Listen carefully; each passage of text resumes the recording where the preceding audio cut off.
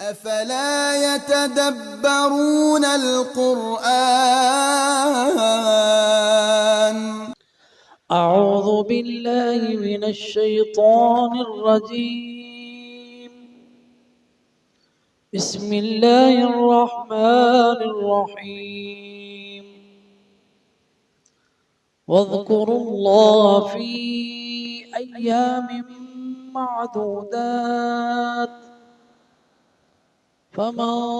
تعجل في يومين فلا إثم عليه ومن تأخر فلا إثم عليه لمن اتقى واتقوا الله واعلموا أنكم إليه تحشرون.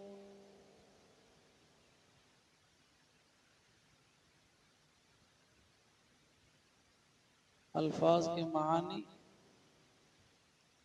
وَاذْكُرُوا اللَّهَ، اور اللہ کا ذکر کرو، فی ایام معدودات، گنتی کے دنوں میں، فمن تعجل، بس جس نے عجلت سے کام لیا، عجلت کی، جلدی کی، فی یومین، 2 دنوں میں، فلا، بس نہیں، اثم، گناہ، علیہ، اس پر، ومن تأخر، اور جس نے تاخیر کی، فلا اثم علیہ، بس نہیں ہے گناہ اس پر، لمن اتقى، جو اللہ سے ڈر گیا، واتقوا اللہ، اور اللہ سے ڈرو، واعلموا، اور جان لو، انکم، بے شک تم، الیہ، اسی کی طرف، تحشرون، اکٹھے کیے جاؤ گے۔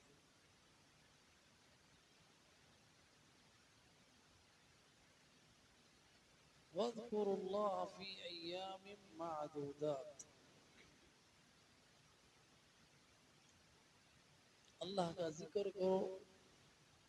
گنتی کے ان چند دنوں میں، اور یہ ایام معدودات وہ دن ہیں کہ جب مینا میں رہا جاتا ہے۔ اب اکثر مناسک جو تھے وہ ادا ہو چکے، حجاج کرام میدان عرفات کا وقوف کر چکے، مزدلفہ میں مبیت لیلہ، رات کا ٹھہرنا وہ ہو گیا، اور وہاں سے مینا کی طرف افاضہ ہو گیا۔ مینا میں آ کے جمرۃ العقبہ کو کینکریاں، 7 کینکریاں مار لی، اس کے بعد قربانی کر لی، اس کے بعد طواف اور سعی کر لی، اور پھر واپس آ گیا مینا میں ٹھہرنا۔ ان دنوں کو، جو 3 دن کا قیام ہے ایام التشریق کا، اور وہ ہے چاند کی 11 تاریخ، 12 تاریخ اور 13 تاریخ، یہ ہیں ایام معدودات۔ مینا میں قیام کیا جاتا ہے، اور ان دنوں میں پہلی جو 10 تاریخ ہوتی ہے یوم النحر، اس دن طلوع فجر سے شروع ہو جاتی ہے رمی جمرات، اور چلتی رہتی ہے غروب آفتاب تک، اور جو بوڑھے ہیں وہ رات کو بھی مار سکتے ہیں، جو کمزور ہیں وہ رات کو بھی آگے مار سکتے ہیں۔ تو اگلے روز اس کا وقت جو ہے وہ زوال سے شروع ہوتا ہے، زوال، اور زوال کا وقت وہ ہے جب ظہر کا وقت ہوتا ہے، اس وقت سے شروع ہو جاتی ہیں رمی جمرات کا سلسلہ، اور اسی طرح ہر روز اس کی یہی ابتدا ہے،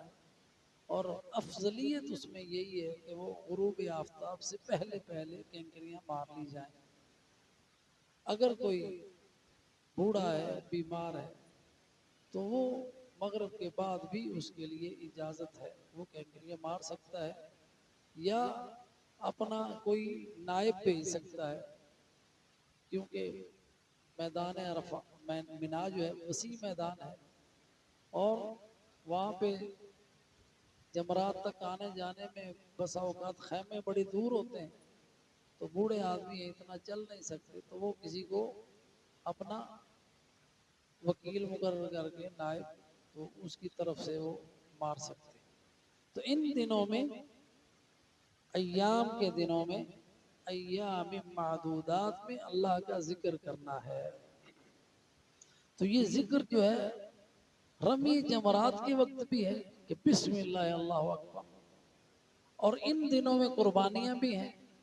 اور قربانی کے جانور پر بھی اللہ کا نام لینا ہے، بسم اللہ اللہ اکبر. اور پھر جتنے فرائض آپ نمازیں ادا کریں،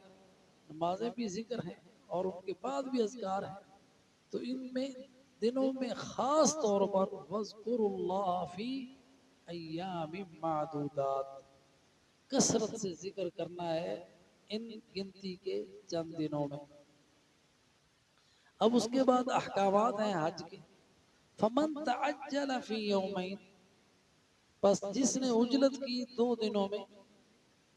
تو فَلَا إِثْمَ عَلَيْهِ، اس پر کوئی گناہ نہیں، کوئی حرج کی بات نہیں. اس کا معنی یہ ہے کہ اگر کوئی شخص منا میں 12 تاریخ کو کینکریاں مار کے، یہ ذی الحج کی 12 ہے، تو وہاں سے نکل آتا ہے تو اس پر کوئی گناہ نہیں ہے، یہ اس نے اجرت کی. یہ وہ ہے فَمَن تَعَجَّلَ فِي يَوْمَيْنِ، یعنی 11 کو کینکریاں ماری اور 12 کو کینکریاں مار کے منا سے آ گیا اپنے گھر کی طرف، اور پھر اس کے اوپر صرف ایک طواف الوداع رہ جاتا ہے، وہ اس نے مکمل کر لیا تو اس کا حج مکمل ہو گیا. تو اگر کوئی شخص وَمَن تَأَخَّرَ فَلَا إِثْمَ عَلَيْهِ، اور اگر کوئی اس میں تاخیر کرتا ہے، تاخیر کا معنی یہ ہے کہ 12 تاریخ کے بعد وہ 13 تاریخ بھی منا میں رہتا ہے، تو اس پر بھی کوئی گناہ نہیں. تو دونوں کے لیے اللہ سبحانہ و تعالیٰ نے اجازت دی ہے کہ اگر کوئی جلدی چاہے تو 12 تاریخ کو منا سے واپس آ جائے کینکریاں مار کے غروب آفتاب سے پہلے پہلے، اور اگر کوئی رہنا چاہتا ہے 13 تاریخ کو تو وہ بھی ادھر 13 تاریخ کو کینکریاں مار کے پھر واپس آئے. تو دونوں کے لیے اللہ سبحانہ و تعالیٰ کی طرف سے یہ ایک تخفیف بھی ہے، اجازت بھی ہے. تو بہتر اس میں یہی ہے کہ جو بندہ اس میں 13 تاریخ کو بھی ٹھہرتا ہے وہ زیادہ اللہ تعالیٰ کی عبادت کرے گا اور اللہ تعالیٰ کا زیادہ ذکر کرے گا، تو وہ زیادہ افضل ہے. لیکن اس میں دونوں جو ہے طریقے وہ جائز ہیں، اللہ کی طرف سے یہ اجازت ہے، تخفیف ہے، اس میں کوئی حرج کی بات نہیں ہے، نہ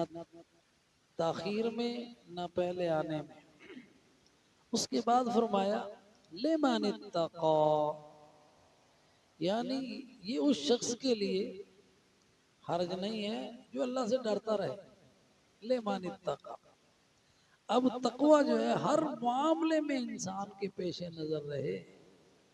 جو جلدی آیا ہے وہ بھی اللہ سے ڈرتا رہے، جو مؤخر ہے وہ بھی اللہ سے ڈرتا رہے، اور جتنے بھی حج کے احوال ہیں ان میں تقوی آپ کا لازمی صفت رہے، کہ جتنے بھی اللہ کے تعالیٰ کے اوامر ہیں ان کو پوری یعنی نیت کے ساتھ، اخلاص کے ساتھ، اللہ سے ڈرتے ہوئے ان کو آپ نے ادا کرنا ہے. وہ مناسک حج ہیں، وہ قربانی ہے، اس میں اخلاص ہے، عبادات ہیں اس میں اخلاص ہے. تو تقوی انسان کے سارے معاملات میں شامل ہونا چاہیے. تو اس کی دوبارہ سے پھر تاکید آئی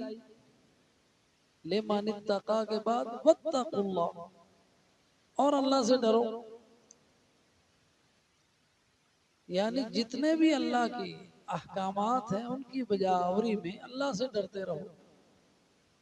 اور جتنے بھی اللہ سبحانہ و تعالی کی نافرمانیاں ہیں ان سے بچتے رہو۔ جب ہم اللہ کے حکم کی فرما برداری کر رہے ہیں پھر بھی تقوی ہے کہ اللہ کے سے ڈرتے ہوئے اس کی عبادت کرنا، جب گناہ سے بچ رہے ہیں تو پھر بھی ہم تقوی اختیار کر رہے ہیں کہ اس کی عذاب سے بچنے کے لیے اس کی نافرمانی کا ارتکاب نہ کریں۔ تو تقوی انسان کے لیے ہر حال میں جو ہے وہ لازمی ہونا چاہیے، ہر وقت انسان کی یہ دائمی صفت ہونی چاہیے، واتقوا اللہ، اللہ سے ڈرتے رہو۔ اور یہ تقوی جو ہے نا یہ انسان کے اندر تب آئے گا جب علم آئے گا، اس لیے اس کے ساتھ ذکر آیا وَعْلَمُوا، جان لو، علم رکھو، اور خاص طور پر اس بات کا انکم الیہ تحشرون، تم سب نے ایک دن اس کے پاس جانا ہے، اس کے پاس اکٹھے کر کے لیے جاؤ گے، یعنی سب جتنے بھی انسان آدم سے لے کر آخری انسان تک سب کے سب نے اللہ کے حضور پیش ہونا ہے، اور اس نے پھر تمہارے اعمال کا بدلہ دینا ہے۔ وہ اگر تمہارے اعمال ہوں گے تقوی والے تو اس تقوی کی جزا ملے گی اللہ تعالیٰ کے پاس، اور جو نہیں اللہ سے ڈرنے والا اس کو سزا ملے گی۔ تو اس کا علم ہونا انسان کو بڑا ضروری ہے، پھر ہی انسان متقی رہ سکتا ہے کہ میں نے اپنے رب کے پاس جانا ہے، جو میں عمل کر رہا ہوں اس کی جزا ملے گی، اگر میں نافرمانی کر رہا ہوں اس کی اس نے سزا دینی ہے۔ فَاعْلَمُوا وَاعْلَمُوا أَنَّكُمْ إِلَيْهِ تُحْشَرُونَ، تو یہ علم انسان ہر وقت انسان کے ذہن میں یہ بات رہنی چاہیے، یہی انسان کو متقی بناتی ہے، یہی بات ہے کہ انسان گناہ چھوڑتا ہے کہ اللہ نے پکڑنا ہے، یہ اللہ کی نافرمانی ہے، تو یہی بات کہ جب اللہ کی فرما برداری کرے گا کہ اللہ نے جزا دینی ہے، اور ایک ایک عمل کی جزا دے گی، اور اللہ تعالیٰ جانتا ہے کہ میں نے یہ عمل جو میں کر رہا ہوں اس میں میرے دل میں کیا ہے اللہ وہ بھی جانتا ہے، اور عمل کر کے انسان بھول جاتا ہے لیکن اللہ کے ہاں اللہ نہیں بھولتا، اللہ کے ہاں محفوظ رہتا ہے، تو اس کی اللہ تعالیٰ نے جزا دینی ہے ہر عمل کی، اور انسان جب جزا دیکھے گا نا نامہ اعمال حیران ہو کے پوچھے گا ما لهذا الكتاب لا يغادر صغيرة ولا كبيرة إلا أحصاها ووجدوا ما عملوا حاضرا۔ جب اللہ کے پاس جائیں گے نا نامہ اعمال ملیں گے تو دیکھیں گے، وہاں پہ دیکھ دیکھ کے انسان اپنی وہ زندگی کی وہ باتیں جو بھول چکا تھا وہ اس میں دیکھے گا کہ اس میں تو سارا ہی کچھ لکھا ہوا ہے، اور پھر وہ کہے گا کہ اس نے تو کوئی بات چھوڑی ہی نہیں، کوئی نہ چھوٹی نہ بڑی، سارا ہی کچھ اس میں موجود ہے۔ تو وہ دن ہے، اس کا علم رکھو کہ جو کچھ تم کر رہے ہو مَن يَعْمَلْ مِثْقَالَ ذَرَّةٍ خَيْرًا يَرَهُ، جس نے بھی ذرہ بار بھلائی کی ہے وہ اسے دیکھ لے گا، وَمَن يَعْمَلْ مِثْقَالَ ذَرَّةٍ شَرًّا يَرَهُ، جس نے ذرہ بار بھی برائی کی ہے وہ بھی دیکھ لے گا۔ تو اللہ سبحانہ و تعالیٰ نے سارے اعمال انسان کے سامنے پیش کر دینے، اس لیے متقی بن جاؤ، وَاعْلَمُوا أَنَّكُمْ إِلَيْهِ تُحْشَرُونَ، اور جان لو کہ تم نے اس کے پاس جانا ہے۔ تو اللہ سبحانہ و تعالیٰ کے پاس جب ہم جائیں تو اللہ کرے کہ ہم وہ دن ہمارے لیے خوشی کا دن ہو، ملاقات کا، اللہ سے ملاقات کا دن، اور جو شخص اللہ سے ملاقات کی خوشی رکھتا ہے اللہ سبحانہ و تعالیٰ بھی اس سے ملنے کے لیے جو ہے وہ کیا ہے کہ خوش، اور جو اللہ سے نہ ملنے سے کی آرزو رکھتا ہو، اللہ بھی اس سے نہیں ملنا چاہتا. اور اللہ سے ملاقات یہ مومن کے لیے سرور کا اور فرحت کا اور ایک ذریعہ ہے. اللہ سبحانہ و تعالی جو ہے وہ کافروں سے نہیں ملے گا. یومئذ عن ربہم لمحجوبون، جو نافرمان ہیں وہ حجاب میں رہیں گے، اللہ تعالیٰ ان کو اپنا دیدار نہیں کرائے گا.